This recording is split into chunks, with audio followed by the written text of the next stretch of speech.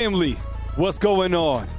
Welcome to the Nightcap with Kyle Henderson, Bama football on YouTube. You know what to do. Give me a roll tide up inside the comment box. I appreciate you, fam. What's up? Welcome to the Nightcap. Kyle Henderson, Bama football on YouTube. We are double dipping. Are you watching these Detroit Lions, by the way? My goodness. Yo, could I get a thumbs up inside the comment box for Jahmyr Gibbs? Yo, Jahmyr Gibbs is that guy. Oh my goodness. Look, if you have him on your fantasy football team, congratulations to you, because that guy is an absolute menace. I think he might be pound for pound. Is this crazy to say? I think he might be the best back in the league, right? And look, I'm a 49ers fan. I just have to give credit where it's due. Yo, Jahmyr Gibbs is a monster. Oh my goodness. With that said, welcome to the show tonight. I appreciate y'all. Here's the lineup on the show. Can you guys see it? Am I clear to you? Am I coming in? You guys feeling good? I hope you had a beautiful Monday. All right. We got a lot to go over today. And of course, we'll have our Tuesday show at 10 a.m. Do you guys like the nightcaps? Nightcaps, yes or no? I'm not going to lie, too. I cleaned up on a nice little parlay using Sleeper. All right. $220. Yeah. All right. Welcome to the show. I appreciate y'all. Let's start at the top, all right? I hope you had a good day, too. So, Trent Seaborn, you guys know who this is. It seems like this young man has been playing forever. Today, he committed to the Alabama Crimson Tide. He is a class of 2027 quarterback, all right? And this guy has been starting as a quarterback since 8th grade. Right, at Thompson. Think about that. So, like, when you're talking, like, high school football, maybe you get an opportunity, whatever, to play varsity when you're a sophomore. That's impressive. This young man was offered by Coach Saban a long time ago. I think he was offered when he was, like, in 8th grade, if I'm not mistaken, right? And I think he was re-offered by Nick Sheridan and Coach DeBoer after Coach Saban's staff kind of bounced out. So there was he needed to be re-recruited. So today, he pulled the trigger and he announces that he's committed to Alabama Crimson Tide. Why is this significant? Well, it's a 2027 quarterback. It's an in-state guy. This guy has a lot of experience. He's a playmaker. So have you seen this young man play, by the way? So Trent Seaborn is in for the Alabama Crimson Tide. And look, it's 2027. There's a lot of guys that are going to be committing, recommitting, decommitting, all that stuff. But I think what this says, particularly, is anytime you get somebody of this caliber in, and I heard that even at high school, I think it was known that he was getting like $1 million offers to even transition schools, like out of state, right? But I think, importantly, what this is telling us in this recent, recruiting run, whether it's 2026, 2027, is that Coach DeBoer, like, players want to play for him, okay? And we're going to talk about Coach DeBoer more in just a minute, because I want to bring up, did you guys see him? And look, it's gone viral of him walking down the tunnel. Yo, he looks like he's about to enter the ring, okay? You put on the black hoodie on that man, and he turns into the alpha, okay? And what he's doing, coaching-wise, is translating to recruiting. Recruits want to play for him. And I'm telling you, if you look at the recruiting class of 2025, and you see all the guys that are playing on the field, whether that be like Dejon Lee, right, Lazier Brooks, London Simmons, Michael Carroll. How many freshmen did Alabama start in this last game, right? I think Caleb Edwards, Michael Carroll, Dejon Lee. I guess we could call Lazier Brooks a starter. That is 4 freshmen that I could just rattle off that saw playing time within the first drives of those games, right? And then the thing about this staff, too, that I love to see is, can I get a thumbs up on this point right here? The staff evaluations, because we're going to talk about the next man that also committed. That's Corey Howard, right? He's a prospect out of Georgia. 6'6". I think he's like 260. He's an edge rusher. Have you seen this? And he's a 3-star, right? So he's committed to Georgia, and then he was in town, and clearly everybody saw the atmosphere at Bryant-Denny Stadium. In fact, Ryan Grubb was like, this is the best environment I've ever been a part of. So can you imagine from a recruit's perspective what those guys are seeing?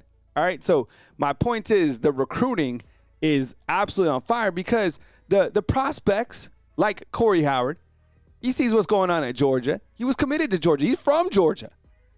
But players can see what is happening here in Tuscaloosa. They can feel what's happening in Tuscaloosa. And I think from a recruiting perspective, as I was saying, like, this guy's a 3-star. And remember, I always ask you guys to remind me about the 3 stars. But look, Lazier Brooks, and I know I just said this on the Facebook channel. I was like, remember, Lazier Brooks is a 3-star. People were like, really? He wasn't a 5-star? No. The recruiting services have their own rankings, right? There's guys who do the rankings. Courtney Morgan has his own recruiting rankings, okay, and his own evaluations. So I think from the evaluation standpoint, from like when Courtney Morgan sees somebody, he might be like, okay, that guy is a 3-star in like the national recruiting rankings, but I know that that man could fit into our system based off his play style. So come on, Montgomery, get some fantasy points for me, dog. I have Montgomery on my fantasy team. So my point is 3 stars, London Simmons, Lazier Brooks, and I know like the old 3 stars that we talk about is like, what, Josh Jacobs? But now we have new 3 stars that are playing. So anyways, love to see it. 2 commits in the past couple of days for Alabama. Howard is class of 2026, and then Seaborn is class of 2027. Can I just ask you before I move on from recruiting, how would you evaluate and what would be your assessment of recruiting on a scale of like 1 to 10 from the staff overall? Whether that's, Kalen DeBoer up top, Courtney Morgan as the GM, Jamarcus Shepard bringing that energy. What would you guys say on a scale of 1 to 10? You all answer inside the comment box, and let me give some shout-outs to the family inside the comment box. Let me see who's a night crew, and is anybody double dipping from 10 to 9 p.m.? I want to see where you're coming from. And I'm not going to lie. I go to bed early, but I want to add more nightcaps. Thumbs up if you also like the nightcaps. Do you guys like the nightcaps? I have different music, a different vibe, a different setup, right? I still feel like I have the energy all the time. And in fact, it's kind of hard for me to go to sleep sometimes because I like to be awake. I love life. So here I am. Young C, what's up, man? Good to see you. Thank you so much for kicking it with us on the nightcap. Tonette, turn up. What's up? Herman, I see you. Thank you so much. Yeah, look, you guys are double dippers. We got Lewis coming in, man. Good to see you, Lewis. I appreciate it. Jason, thank you very much for kicking it with us. Mindy, Miss Careless, what's up, Lil Fat? Good to see you. Jackie White, what's up, Jackie White? Good to see you, man. Hope all as well, man. We need to get out there and get on the links for sure. Anna, what's up? Coming to us from Atlanta, Georgia. We got Ethan Wilson. What's up, man? I appreciate you. Hope you're doing well. We have Chad Kennedy. Good to see you up in the house. We have Amanda Jane as well. Good to see you. Greg, what's up, man? Roll Tide to you. Skylar, roll Tide to you, brother. Phantom, what's up, man? Hope you're doing well. Antoine, love it, man. I think you guys are hyping up Jahmyr Gibbs, right? Shoot, man, what a beast. We got Gene Beasley up in the house. We got Todd saying 22 miles an hour. Is that for Jahmyr Gibbs? That is absolutely ridiculous. We got DB Sparks saying what's up. We got Jay Wiggins is talking about the Broncos and the big comeback win over the Giants, which was crazy. Marcus St. Peace is like, how's everybody's day? Hey, but my day was amazing. I'm busy. We just got Lacey back. As I said, I'm very open that I'm a parent. First and foremost, I'm a father. And, I said this a couple times, but maybe the night crew hasn't heard. But Lacey got cast in Annie. She got a call back, and she's Pepper. So she just got back, from acting. She goes Monday, Wednesday, and Thursday. So a busy girl on top of voice and everything else. And I got Kaden coming back from Chick-fil-A here in the evening time. So nightcap works, and I'm here to be with you guys tonight. Larry Large, what's up, man? And Patriot Life, thank you so much for kicking it with us. And I know you're happy about the past performance because Patriot Life, he lives in Chattanooga. So can you imagine living in enemy territory and having to deal with all that? Quincy Morgan, what's up, man? Good to see you. Jim, happy to be here, man. And then Bari, what's up, dude? So everybody, if I didn't say what's up to you, don't hold it against my head or my heart. You know that I love you, and I got love for you. All right. As we've spoken about, we talked about Trent Seaborn. We talked about Corey Howard. And let's talk about Miss Terry Saban. All right. I had a big conversation recently on Facebook. It wasn't the biggest conversation, but I've always thought it was Miss MRS, but it's really Miss MS, or not MISS, for Miss Terry, right?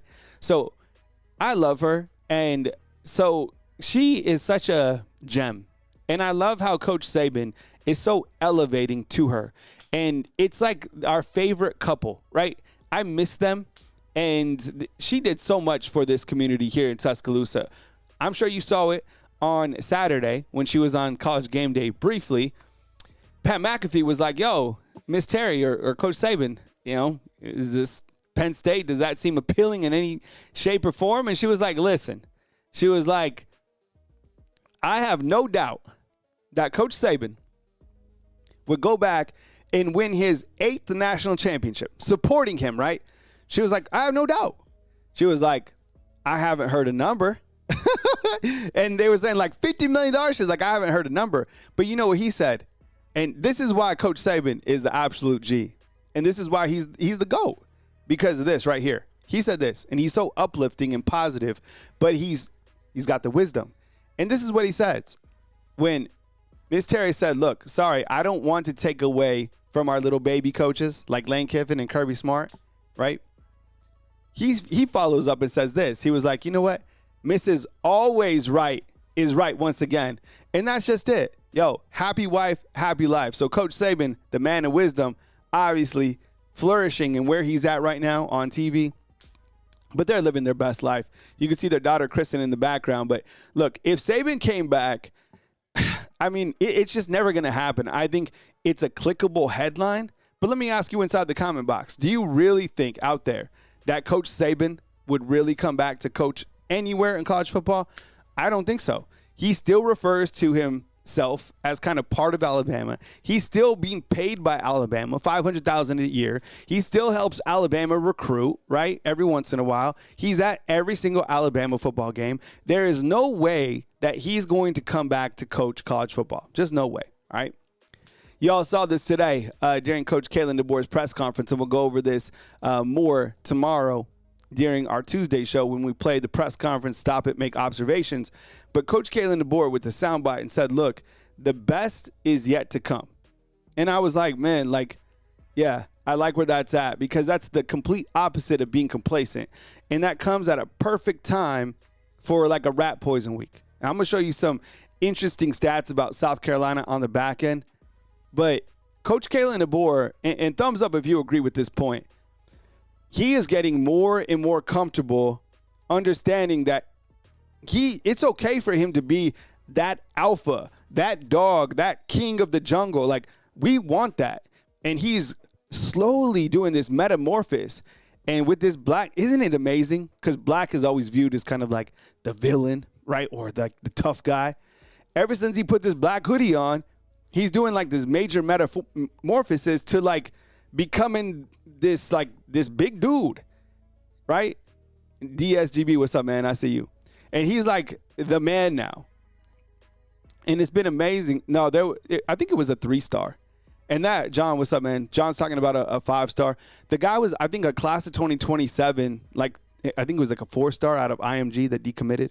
Not worried about that at all. And like, that's why I never really even talk about recruiting, because 2027, 2028, the guys decommit, commit, recommit, commit. It's silly. If somebody like Sadarian Morgan, who really matters, was to decommit, I'd be talking about it. But all these other guys, they're just committing, decommitting, recommitting. Is silly, right? Dang, Quincy, what's up, dog? With the nightcap 40 spot, man. I appreciate you. He says, is that Romans 10:9? Why don't you read out Romans 10:9, Quincy? You could type it out inside the comment box. I'm not enough well-versed on that, so hit us up with the Romans 10:9, man, inside the comment box. I'd appreciate that, man. So thank you so much for the super chat. I'm going to leave that on the board, man. 50 spot on the nightcap is huge. Yeah, Chad, there was a commitment from the IMG that decommitted today. It was a 4-star, right, Tonat? Yeah. But I don't think the guy had been, visiting in some time. Anyways, back to Coach Kalen DeBoer. I think what he's able to do from like an energy standpoint, and you guys have seen this, right? Coach Kalen DeBoer, like walking down the tunnel. Did everybody see this? If you haven't, go out and find Crimson Tide Sports Productions, and they have like Coach Kalen DeBoer walking down the ramp. And this dude looks absolutely on fire. I'm serious. John, did you see this, John? And by the way, John, what's up, man? Welcome to the show, bro. And he is like fired up, and he gets his play sheet and he slams the back of the field goal post. And I don't think he knew that there was a lady back there like taking pictures. So he kind of like turned back and he was like, oh, like my bad. But he looked like he was about to enter like WWF. I'm telling you, man, I'm here for this type of DeBoer. 100%. All right, and Quincy's back with the Romans 10:9. It says, if you declare with your mouth Jesus is Lord and believe your heart and God raised him from the dead, you will be saved. Hey, I appreciate that, Quincy. Thank you so much, bro.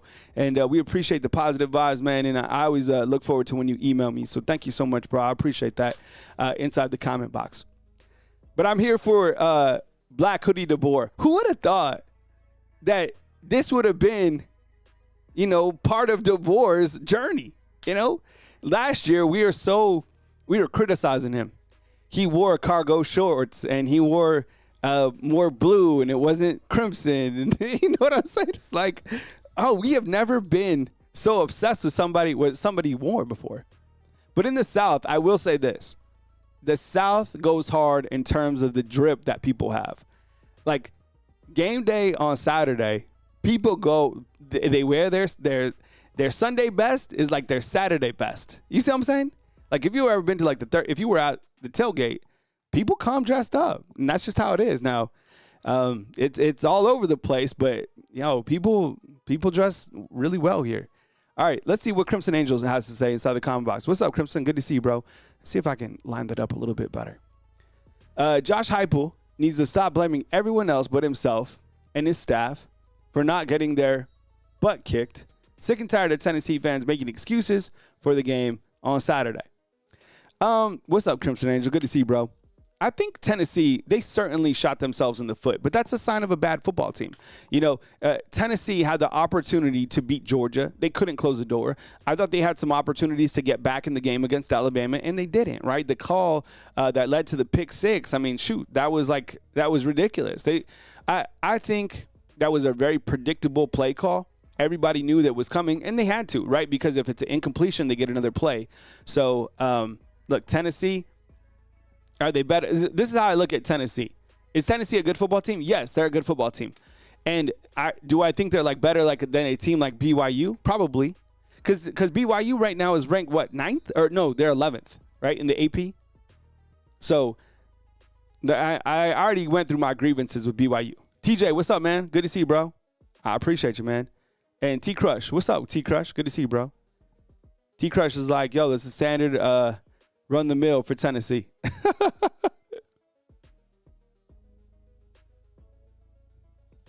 Woo. Damn, that's good. All right. Woo. That was good. I'll be honest, okay? That's a hottie toddy right there. So, woo. That is delicious. Okay.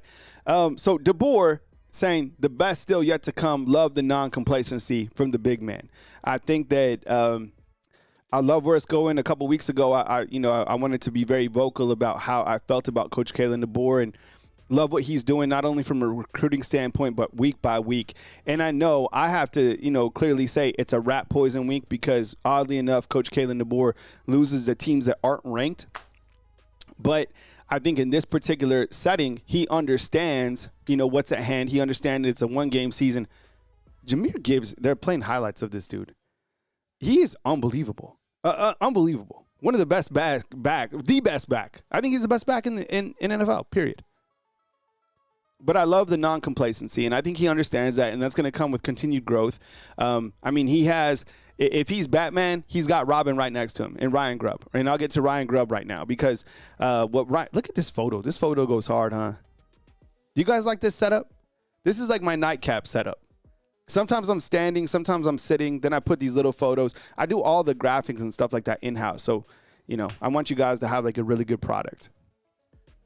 All right, so Batman had his thing to say, right? And Ryan Grubb, do you see what he said today about Bryant-Denny Stadium? He said, talking about Ryan Grubb, Alabama's offensive coordinator. He said this. He's like, been around the world and No, he said, I coached in a national championship game. I've coached in the NFL, coached in major college football games. And he's like, the atmosphere at Bryant-Denny Stadium was elite, right? I'm obviously, it's an excerpt. You could watch it. I have a little clip of it. But that sets the stage. And I'm telling you, it kind of goes up to the two first topics, too. Why does Trent Seaborn commit? Why does Corey Howard commit? Why does Sadarian Morgan? Why is he there? Because these guys want to be a part of that. The energy that exudes from that stadium. Did you see that other clip that Saban Brown's interception was heard like 3 miles off campus? I think I live 7 miles from campus. Puggle Power. What's up, Puggle Power? Good to see you, dog. Yeah, man. What's up? Puggle Power says, what's up, Kyle? Your show has been keeping me grounded out in Cali. Puggle's keeping it real out west, man. Aren't you in Chula Vista? Didn't you say that? I thought you said you're at Chula Vista, man. You almost, correct me if I'm wrong, right next to San Diego, right? Close to Tijuana, man. Anyways, man, I just feel that Grubb's comments really echo a lot of, how people were saying. My daughter Lacey went to the game, and she said it was absolutely crazy. I was like, when did people start smoking cigars? And she was like, right after Saban Brown returned that pick six. She's like, that's when people started smoking. But I have a question for you, and I asked this on the Facebook channel as well and in a YouTube short format video. And I said this, look, the offensive coordinators that I have covered since I've been here in Tuscaloosa, let me try to go over them all, okay? I got here right after Kiffin left, so I didn't see Kiffin coach. So I saw Brian DeBoer, and then from Brian DeBoer, I went to Mike Locksley, and then Mike Locksley, I went to Steve Sarkisian, and then Steve Sarkisian, I went to Brian DeBoer for 2 years, and then I went to Tommy Rees, and then I went to Nick Sheridan, and then Ryan Grubb. So is that 8 offensive coordinators that I've seen? Now, I have to be honest. What Ryan Grubb is doing, and I know kind of the new thing is kind of the best thing. That's how sometimes we view life, or sometimes we look back in the past and say that's kind of the best. What Steve Sarkisian did as an OC here was amazing. I liked Steve Sarkisian. I like Mike Locksley, and I really like what Ryan Grubb is doing. I think what I like about Ryan Grubb, and I know Kiffin was like, the man, but what I like about Ryan Grubb and how he's running this offense is they could certainly go, I mentioned Bill O'Brien because he was here for 2 years, right? But Ryan Grubb is methodically moving down the football. He could go lightning, and he could have an offense like Mike Locksley did. Mike Locksley was scoring in like under 2 minutes. He had the receivers to do it. He had a quarterback to do it. They could score at will, and I think that this offense could as well. Remember that drive where they had to score in lightning against Vanderbilt? They did that. They could do that every game, but then that puts Alabama in a bad position because there's better quarterbacks. You're facing better offenses in this day and age, so they have a real strategic plan to play keep away. Isn't it amazing? Because, and I get it, they couldn't run the football. I don't even know if this team can run the football, to be honest. But somehow they're still running the football at least like 20 to 25 times, and they're winning time of possession. Now, Tennessee did a good job because that was part of their game plan as well. But I like what Ryan Grubb is doing. Sometimes Jackie, that's not final, right? I have my phone on off. I have to shut it. I don't think Kiffin's gonna go there. I'll talk on that in just a minute. But I think what Ryan Grubb has been able to do is he's been able to play time possession. He's been able to develop the quarterback, right, continually. And I think that shows you should be even more excited about Ryan Grubb and the development that he has with each of the quarterbacks, right? Because think about how good Keelan's getting. Think about how good Austin's getting. Now, on the flip side, and I have to say this, and I know, you probably don't like when I talk about this, but this is just facts. And this is how the world works. The better Alabama does this season, the more notoriety that Ryan Grubb gets, okay? And I get it. There's some jobs that are opening up constantly, right? Florida just opened up. I don't know what else opens up, but I would wager to say if there is a big-time West Coast program that opens up, I don't think that Ryan Grubb would go anywhere in the SEC. But I think if a big-time program would open up out west, particularly like USC, then I could certainly see Ryan Grubb scooping up that job. I would be surprised, honestly. I just think Ryan Grubb is that good to see him come back for year 2. But, it all depends on what's out there. I don't know if Ryan Grubb goes to the NFL. I think he already kind of ran that race. I think he's more college-minded. I think he wants to be a head coach. I think he's ready to be a head coach 100%. I think he talks like a head coach. So kind of just enjoy Ryan Grubb and what he's doing with the Alabama offense because it's certainly impressive. And you kind of look far out and you're like, man, well, if he leaves, is he going to take – of course he's going to take people, right? But I guarantee you he's going to be the hottest. The better that Alabama does, he's going to be the hottest name in college football. You guys know how Alabama works. Every single YouTube channel is about Alabama football, right? They might do other videos about other teams, but that's only because they have to. Nobody watches those videos. It's Alabama, everything. But I love that quote today, saying that there was no place else like Bryant-Denny Stadium out of all the places he's been. And that's just it. I mean, college football pageantry exists here in Tuscaloosa. In the Southeast, this place lives and dies college football, right? The entire economy is built off Alabama football. That's it. That's how powerful it is. The university is built off Alabama football, period. All right, Joel Klatt. Do we like Joel Klatt or do we not like Joel Klatt? I think the way that we view it in the Southeast, or at least the way that I get it, is like Josh Pate is the good guy and Joel Klatt is like the bad guy, right? I think Josh Pate is like the Alabama/SEC guy and Joel Klatt is like the West Coast national guy. Is that how we see it? I don't know. It's because I don't really, to be honest, I don't watch anybody. Right, I know of them and I see their takes, but I don't watch anybody because I don't like it to get into my brain on what I'm talking about. Okay, but see, a lot of people don't like Joel Klatt. He's kind of like an enemy, right? And we also don't like Heather Dinich. I know that, and I don't think we like Booger McFarland and Danny Cannell. Those are like the bad guys, right? Pate is a good guy, and then I don't know. Is Greg McElroy seems kind of like he's in the middle. And then there's another we like Brooke Austin, the film guy. The Georgia guy who turned the film guy, right? See, he learned. He was like, I can only talk about Georgia for so long. I need to start talking about all the teams. Right? So those are like if those are like the Access and Ally powered. That's how it would work. But Joel Klatt finally came around and he's like, look, this Alabama football team is starting to play like a national title contender. He's jumped on board 1,000,000%. And I think he's trying to jump on the bus before, we run out of seats. Alabama, and I'm going to talk about this next because I have some grievances, okay? Bama versus 1, 2, and 3. So Joel Klatt is on board. And he's starting to, hey, Alabama is this. Because I don't think in the beginning of the season he thought, or anybody thought, Alabama would be this good. But I kind of get to my next point down here. Bama versus 1, 2, and 3. Okay? And I was thinking about this, and I was like, how does Alabama fare against 1, 2, and 3 from like a schedule standpoint? All right? So before I do that, I have to tell you that this video is powered by Sleeper, right? And Sleeper has been great to me as a sponsor. So I want you guys to support Sleeper. And when you get a $100 deposit, you can get $100 right back. Terms and conditions apply, right? So, and use the promo code, which is Tailgate. So you guys know about Sleeper, but I also want to tell you about a new sponsor, which is TickPick, okay?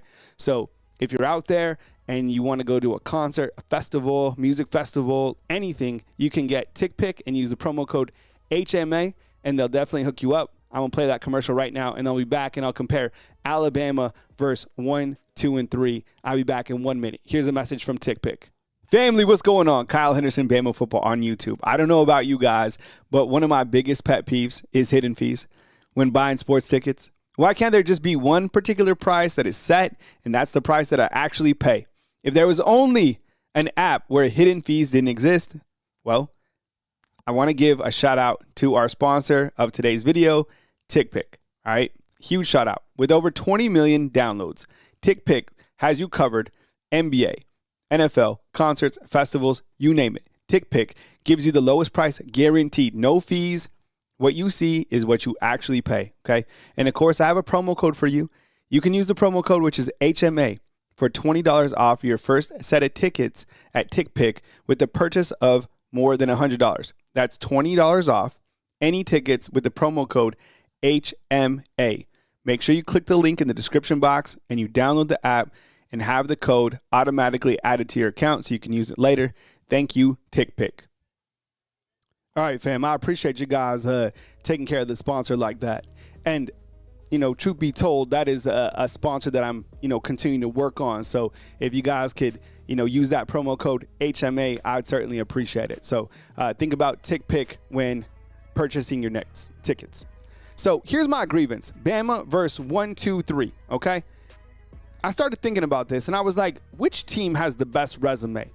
Ohio State, Indiana, Texas A&M. And I've been very open about this, and I've been very vocal. I've been like, okay, I fully understand that Alabama lost its first game of the season. Fine.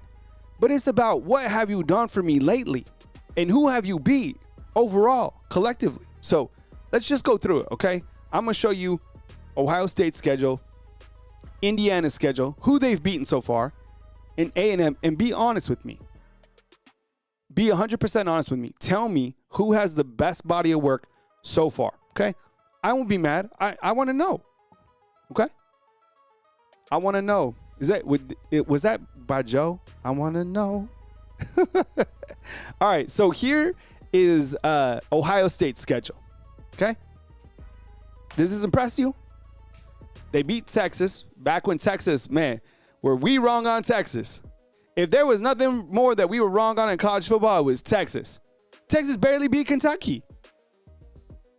So they beat Texas by a score of 14-7. I watched that game.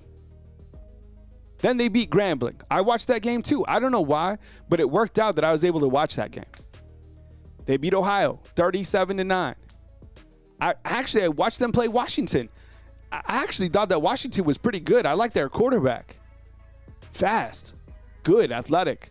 Then they beat Minnesota. Then they beat Illinois. I have no idea where Illinois is ranked. I don't even know if Illinois was in the SEC. I promise you, and I'm not being mean to the Fighting Illini, because I like saying that, Fighting Illini. I don't even know if Illinois will win a game in this conference. I promise you, that might be a huge stretch, but I don't know. And then they beat Wisconsin 34-0 in a game where Julian Sain balled out. Well, guess what? Alabama beat Wisconsin as well, and Ty Simpson balled out. Okay, so that's Ohio State's schedule. Is it impressive to you? Yes or no? Is anything on this map impressive? Now that we know who Texas is, honestly, not really. The thing is, I know Ohio State is good. Their quarterback is good. Shoot, the quarterback who used to come here. I'll never forget when I was out in California at the Rose Bowl at one of the practices, Julian Sain was there. I saw him with my own eyes. And then when Saban dipped out, Julian Sain packed his bags with Caleb Downs and they bounced. Ohio State, I will say this. If you add up all the points right here, it equates to 41 points. That's pretty interesting, right? That's a good number. That tells you that Matt Patricia, their defensive coordinator, is coming with it. We know they got a good defense. We understand that the last two champs come out of the Big Ten. Man, and Sam Darnold got absolutely tagged. Is he going to get up? Because I know Milroe's out. Man, did you guys see this? Some dude literally just picked up Sam Darnold and just pushed him into the ground. That was crazy. Okay, here's Indiana's schedule. So Indiana, they beat Old Dominion, Kennesaw State, Indiana State. Ooh. Then they beat, everybody's beating Illinois up in that area. They're like the punching bag. Then they beat Iowa by 5. By 5. Let me just ask you this, okay? I'll be honest with me. If Alabama beat Iowa by 5, do you think they'd be penalized?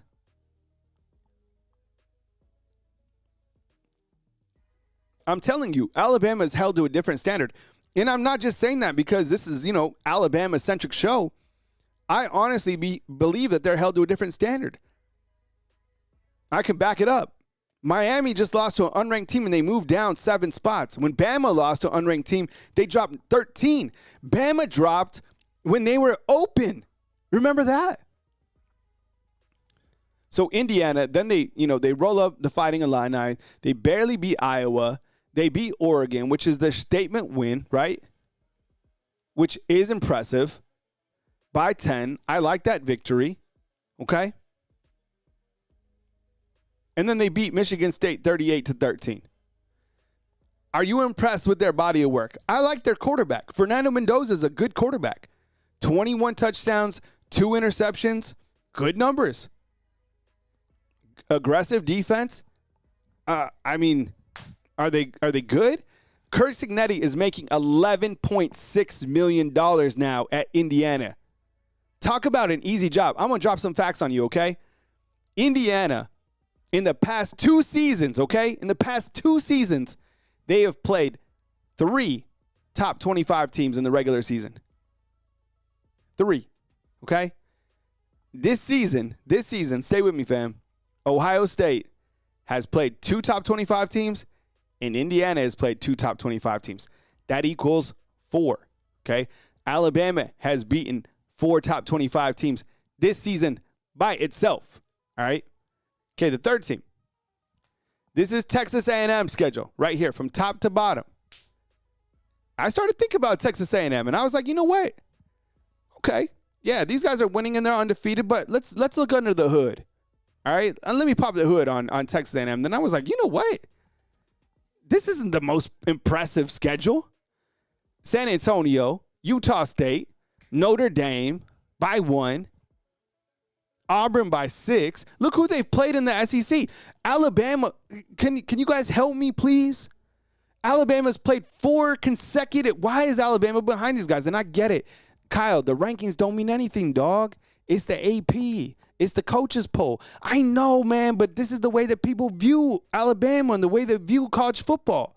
Help me out, fam. Look, A&M has played 4 unranked SEC teams. 4. And Bama's played 4 ranked SEC teams. How is Bama not above them? Man, am I the only one that sees this? And I know people will be like, well, rankings don't matter. It'll all work itself out. What if it doesn't? What if it doesn't? So now, look, how many ranked? They only play 1 ranked team, A&M. And then you go over here to Bama, and you got the big L, which is like the scarlet letter. This is like, and the more that Florida State loses, the more that it hurts Alabama, because they're like, you lost to that team. Well, okay, yeah, you lost to Florida State. Yes, Alabama lost to Florida State, okay? But Florida State had the opportunity to get better or worse, and they chose to jump off a cliff. We didn't tell them to do that. Alabama could have crashed, crumbled. They didn't. They chose to look up and be like, look, we got work to do. We got punched in the face. This team knocked us down. What can we do? We can take care of 1 game at a time. Alabama is judged at a higher level. That's why I am so worried about every single game, is because I know that if Alabama even plays South Carolina close, they will be penalized. Think about it like this, okay? Listen. Indiana beat Iowa 20-15, and they were rewarded. 20-15, and they were rewarded. If Alabama beats South Carolina 24-17, they will be punished. Am I lying? They will be punished. That is why Kalen DeBoer has to drop the hammer on South Carolina, okay? He has to. He has no other choice. So check this out. I put some stats together on South Carolina. And by the way, yes, I did see, is Ty the Heisman favorite right now? Yeah. I mean, he was like 1 or 2. It seems to be fluctuating, but he has better numbers than the other 2 guys. Plus, he's playing harder competition, okay? So how about this? Okay, this is South Carolina at a glance, all right? 3-4 on the season. And look at these numbers. You know what's crazy is the last few times that Alabama has played, Tennessee had a top 5 offense, Vanderbilt had a top 5 offense, and Tennessee and Missouri, right? The last 3 all had a top 5 offense when Alabama played them. Look at this offense. South Carolina has the number 127th ranked total offense, 127. Lenora Sellers has thrown 5 touchdowns, 5, okay? I watched their film today against Oklahoma. They had some opportunities. The quarterback is you like Coach Kalen DeBoer was saying. You hit him one time, he's not going to go down. You need everybody on him. They're 102 in pass offense, 120 in rush offense. They have no offense. I'm not lying, okay? This is a true stat and a true thing that's going on. The students at South Carolina are organizing a protest against Shula, their offensive coordinator. I promise you. They don't want him as the OC. They're number 41 in total defense and number 113 in scoring defense. So, look, Alabama is a 13.5-point favorite. It's a rat poison game for a variety of reasons. And so I think that Alabama certainly has to drop the hammer on these guys. And considering these stats on the board, if Alabama does not take care of business, they will be punished. Even if they win by like 10, they'll be punished. I'm serious. Just wait. They'll be like, well, you only beat South Carolina, a 3-5 team, by 10 points, right? It's a different margin for error for Alabama. It's a huge margin for error for Alabama. So that's where I'm at today. Anybody have any questions? Do you guys like the nightcaps? I want to know. Because I know, like, the channel, it's a decent-sized channel. And I know that everybody can't make the morning shows. I get it. Like, you're working, you're doing different things in life, whatever. It's Monday through Fridays during your busy schedule. That's why I kind of, I have it there so you guys can listen to it on the rewatch or whatever. Plus, I have it there. It's for my schedule because I can deliver constantly on that at 10 a.m. because my kids are gone. So I can, like, focus, right? And at this point, if you guys want some more nightcaps, I'd be interested to deliver it as we get, along with the season. Maybe not every night because, too much of anything is just too much.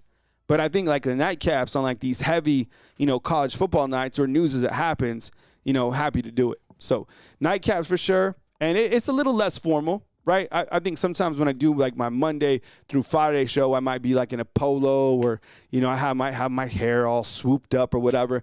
But the nightcap allows me to be a little bit more I always try to be myself, right? But I think the nightcap is a good spot. And I try to keep the nightcap around, like, we're like at 40 minutes tonight. So I kind of go I want to go like 30 minutes because I'm watching football too and I'm doing different things. But anyways, that's where we're at. And I appreciate y'all. Thank you very much for being here. I work really hard to put on a good product for you. So I'm always changing. And if you've been watching the channel, it's always in a metamorphosis. And the channel will never be finished.